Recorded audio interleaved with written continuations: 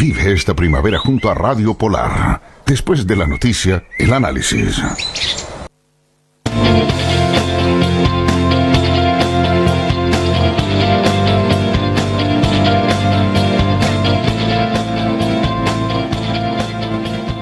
Estamos de vuelta en Pauta Semanal. Soy Juan Francisco Miranda y como todas las semanas me acompaña Eduardo Manzanares, Gabriel Vega y Hernán Ferreira para analizar el acontecer nacional y regional en materia política. Estábamos en el primer bloque ya teniendo la impresión de lo que fue el plebiscito 2020, pero la semana también estaba marcado por otros grandes temas. Uno de ellos tiene que ver precisamente con un segundo retiro del 10% que está avanzando en los trámites en el Parlamento, y frente a eso también el gobierno no se ha quedado en silencio, sino que también ha planteado y su propia mirada. Frente a eso yo les quería consultar con tertulios, panelistas, cómo están mirando esta nueva opción de tener un 10% segundo retiro, que al menos desde el punto de vista de los números llegaríamos a 5 millones de personas que al retirar estos fondos, en la práctica sus fondos previsionales desaparecen, porque en realidad no tienen el ahorro suficiente, y eso también nos está mostrando la fragilidad de un sistema que claramente para quien ha podido ahorrar y ha tenido acceso a mejores rentas, tiene una condición mucho mejor de aquellos que han tenido rentas bajas a lo largo de los años o lagunas previsionales muy importantes, y lo cierto es que se mezcla con este sentido de urgencia de problemas que todavía está teniendo nuestra población desde el punto de vista económico, sanitario. También el día de hoy se informa una nueva cifra en materia de desempleo, sigue estando sobre los 2 dígitos, cercano al 13%, y en ese sentido se ha marcado que hoy día comparativamente existe cercano al doble de desempleo en comparación al año anterior. Frente a ese tema, frente a ese debate, sigue estando abierto, siguen vigentes para gran parte de las personas que opinan las mismas condiciones que motivaron el primer retiro, pero quisiera escuchar la opinión de ustedes frente a este segundo retiro del 10%. Hernán, ¿cuál es tu opinión? Mira, a ver, efectivamente hay mucha gente que sigue pasando mucha necesidad. Uno recorre el centro y a mí me da una pena. Yo cada local cerrado que veo, pienso primero en el trabajador que estuvo ahí, o que estuvo trabajando, 1, 2, 3 trabajadores. También pienso obviamente el dueño, pero uno entendía que el dueño puede tener un poquito más de espalda, un poquito más de tiempo como para poder armarse. No digo que no esté mal, que esté económicamente bien, digo que el más frágil es el trabajador, que está muy complicado, y que la posibilidad de volver a trabajar ahí mismo cada día se le pone más difícil, y por tanto este 13% quizás vamos a ver que crezca mucho más en los próximos meses. Entonces, uno, claro, quisiera sacar estos recursos. Entiendo también que hay un sector que quiere, no le gusta el sistema de individual, ¿cierto?, de capitalización, no le gusta el sistema solidario. Claro, si, me imagino que todo este dinero de la gente estuviera en un sistema solidario, porque estuviera en poder del Estado. ¿El Estado le pasaría ese 10%, ese 20%, se lo pasaría? Habría que hacer esa pregunta, ¿se lo pasaría? ¿Sabes? Mire, yo al Estado le voy a pasar a usted el 10% ahora y después el 10% después. ¿Lo haría realmente el Estado? Yo creo que el Estado no lo haría. Le diría, mire, que tenemos que trabajar con esta plata, tenemos que aquí, tenemos que allá, pero no lo haría. Y si la gente lo hace es porque piensa que es su plata, no es la plata del Estado, porque en un sistema solidario lo que hace es entregar la plata al Estado, y el Estado se la apropia y después la devuelve, ¿cierto?, en términos de pensiones, pero no se la devolvería antes. Sería muy difícil, creo yo, antes. Pero también entiendo que hay gente sufriendo, por eso que hay que ser muy cuidadoso en este retiro, este segundo retiro, digamos, muy cuidadoso. Creo que si la gente realmente lo necesita, a ver, yo siempre fui partidario que la gente que sacar el 10% fuera solamente aquella gente que lo necesitaba, que está sin trabajo, creo que iba focalizado ya, y de repente se dijo es para todos. A mí no me pareció, pero lo apoyaba, porque entre apoyarlo y no apoyarlo era mejor apoyarlo. Me pasa también lo mismo el segundo retiro. O sea, si una persona tiene un trabajo estable, o sea, ¿qué necesidad tiene sacar el? Te mirame mi plata, lo puedo hacer lo que quiera, sí, pero esa plata es justamente para su pensión, digamos. Por lo tanto, si no estás sin trabajo, si estás sin trabajo, situación económica muy complicada, bueno, podría acceder. Pero si no lo está, ¿por qué le ofrecen esa oportunidad? Porque efectivamente yo tengo la oportunidad de sacar dinero, la gente lo va a hacer, ¿cierto? Aun cuando no tenga necesidades. mucha gente lo hace. Creo que ahí hay un tema que resolver, pero no creo que no hay por ahí. Entonces, entre aprobarlo y no aprobarlo, frente a esta disyuntiva, blanco o negro, porque no hay una posibilidad intermedia, yo prefiero no prefiero, sino que con dolor, que lo saquen si es que no hay otra opción. Porque creo que debería ser solamente para la gente que lo necesita, solo para que lo necesita, que acredite que está sin trabajo, por ejemplo. Porque si no, no tiene mucho sentido. Sacar la plata, porque para terminar, se suponía, y así lo hizo el proyecto de ley, la moción parlamentaria, si no me equivoco, el primer proyecto de ley, dice que dada la situación económica premiada de la pandemia, se necesita que la gente tenga dinero. Bueno, para al final es para todos, o sea, para el que tiene dinero, también. Yo creo que eso no corresponde. Pero son los mismos preceptos que hoy día, o sea, esas consideraciones, considerando que están establecidos en esa ley que tiene carácter excepcional claramente, siguen vigentes aquí en ese sentido. Al contrario, las cifras de cesantía se han mantenido. Entonces, yo diría que en términos de las condiciones que generaron esta ley de retiro del 10%, siguen siendo las mismas.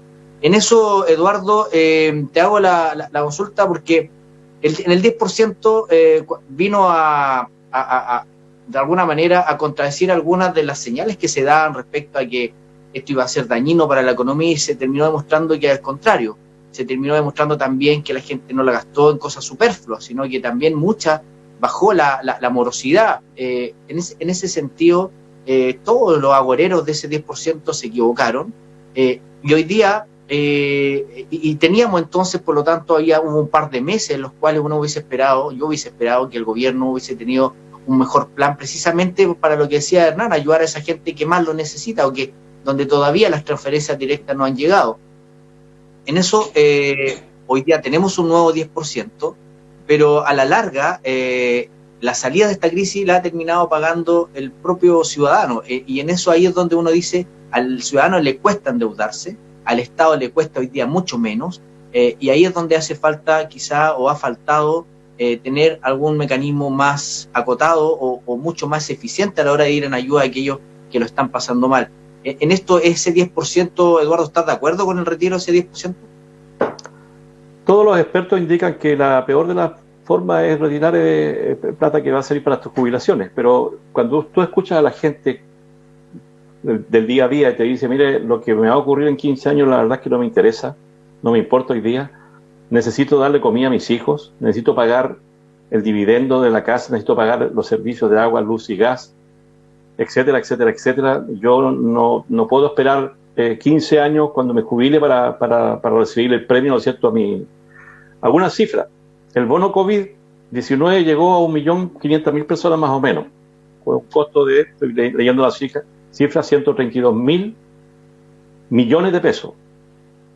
El IFE, famoso en sus distintas versiones, alcanzó a 7 millones de personas a beneficiar, con un costo de 1.749.000 millones, 1 millón de millones, 1.749.000 millones.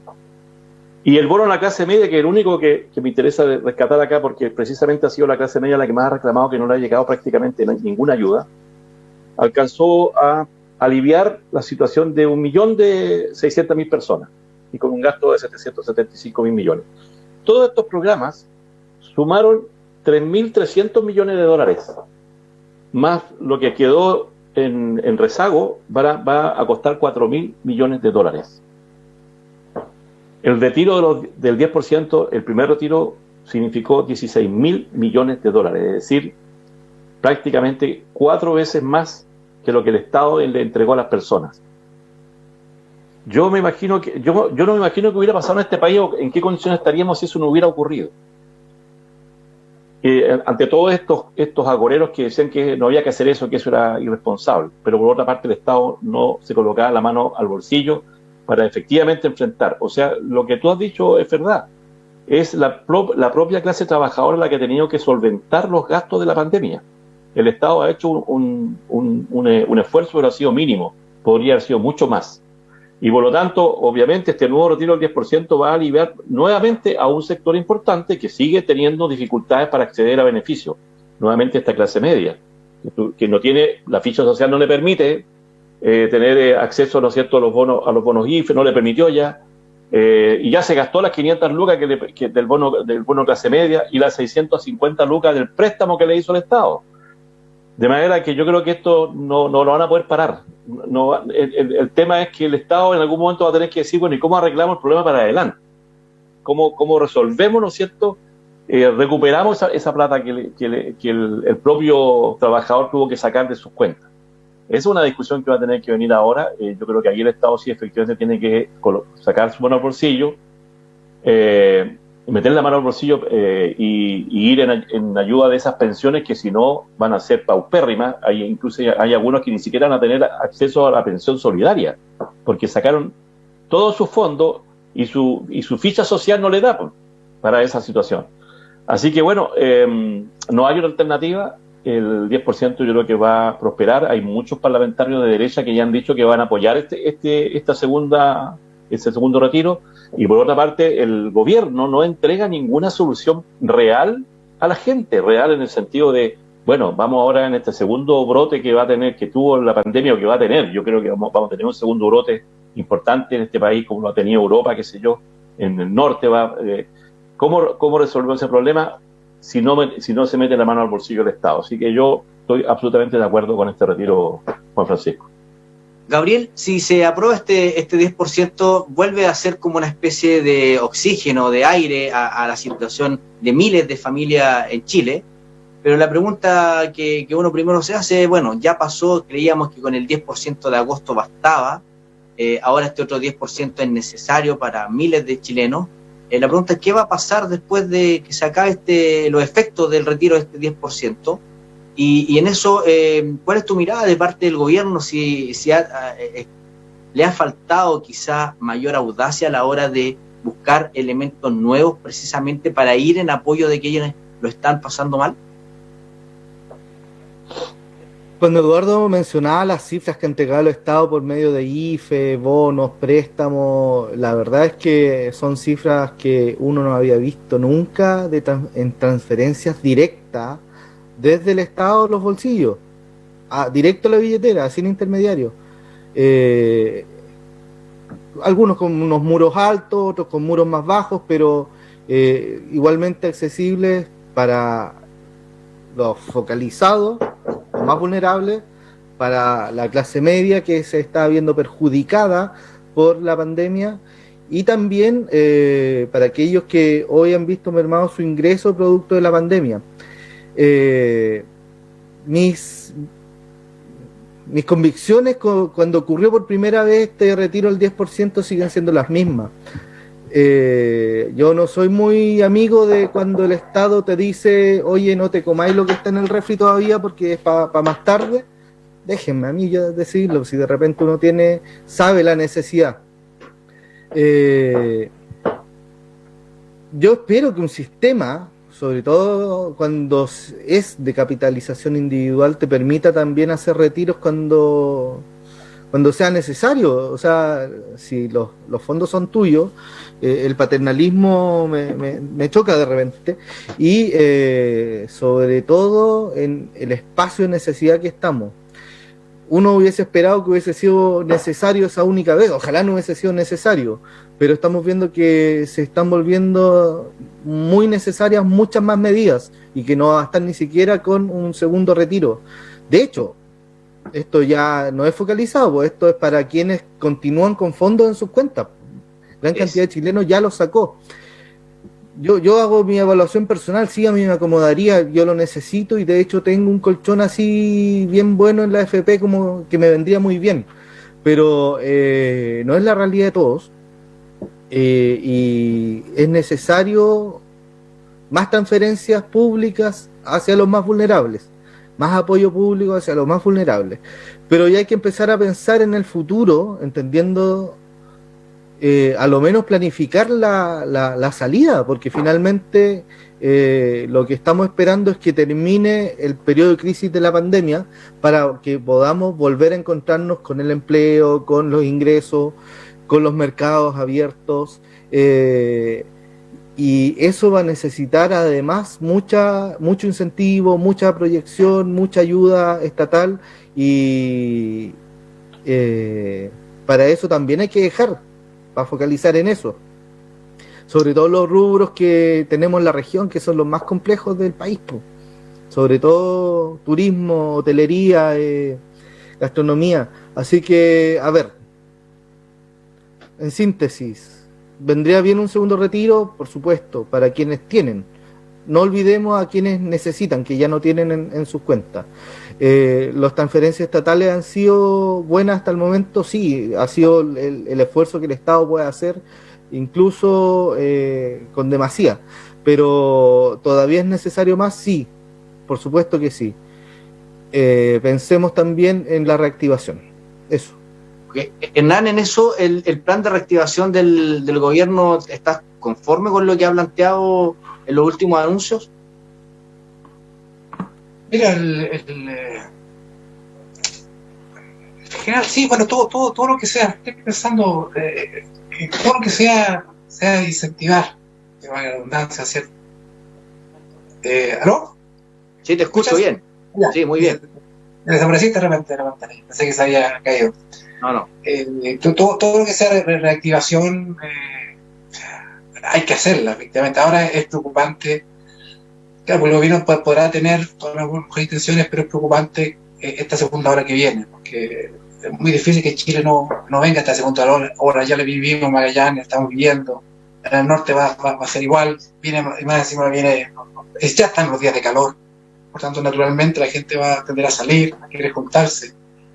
Ya en Europa están cerrando otra vez los locales, ¿cierto? Curiosamente no los colegios, pero sí. Entonces es preocupante, realmente, no solamente preocupante, sino que llega a dar miedo, ¿verdad? Porque ya es una situación desmoderada y se va, o se podría entrar en una segunda situación que la verdad que no sé qué va a parar, digamos, ¿verdad? Por lo pronto creo que yo, y siempre lo he manifestado así, el gobierno tiene que necesariamente incentivar la creación de empresas, la reactivación de empresas, tiene que darle todas las facilidades a los emprendedores para que puedan poner, y quizás trabajantes que antes eran más burocráticas, que a lo mejor tenían algún sentido. Creo que en el estado de emergencia, catástrofe casi económica, creo que hay que facilitarle, ¿ah? Facilitarle en temas impositivos, en temas de, a lo mejor, de la educación del local, que se quieran hacer, en fin, en medida impositiva, digamos, porque si no, la verdad es que estamos mal, vamos a estar muy mal. Y no hay, el gobierno se va a tener que finalmente endeudar y va a crear generaciones empobrecidas, porque eso va a suceder, generaciones empobrecidas. En eso, Eduardo, para ir ya concluyendo el programa, preguntarte, se hablaba de que hubo un primer acuerdo por $12.000 millones, ¿cierto? Financiado, ese es un programa, pero también sabemos que el Estado tiene una capacidad de endeudamiento mucho más elevada. En eso esperas en este plan de reactivación, pensando en un presupuesto expansivo, según lo que ha planteado el gobierno, aún así aumentar el gasto público de cara a lo que viene el próximo año? Los datos indican que la pandemia no va a terminar tan rápido como pensábamos.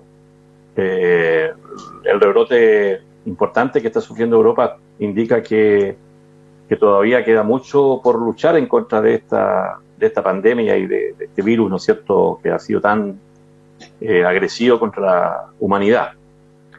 Y por lo tanto debemos esperar que este año y parte del próximo, probablemente hasta que no haya una vacuna, si es que la hay y que sea efectiva, la situación económica, social, va a ser tan difícil como la que hemos vivido hasta ahora. Y la gente ya no va a poder seguir usando sus recursos, porque el desempleo va a ser importante, porque muchas actividades van a estar paralizadas. Hablemos del gremio de la gastronomía, del turismo, del transporte, y por lo tanto es el Estado el que tiene la capacidad, ¿no es cierto?, para ir en ayuda. Ahora, el Estado de Chile tiene una ventaja importante, o la tenía, y creo que lo sigue teniendo. Tenía cerca de $24.000 millones en bonos soberanos, ¿no es cierto?, que estaban de alguna forma y que fueron en algún momento ahorrados precisamente para una crisis. Si esta no es una crisis fundamental, no sé cuál podría serlo, ¿no? Que llegue un meteorito y no impacte la Tierra. De manera que aquí, efectivamente, con mucho cuidado, por supuesto, sin dilapidar y sin tirar la casa por la ventana, el Estado va a tener que buscar formas ingeniosas, permanentes y además eficientes para ir en ayuda a la gente. No hay otra alternativa. Así que yo creo que sí, que esto tendría que ocurrir.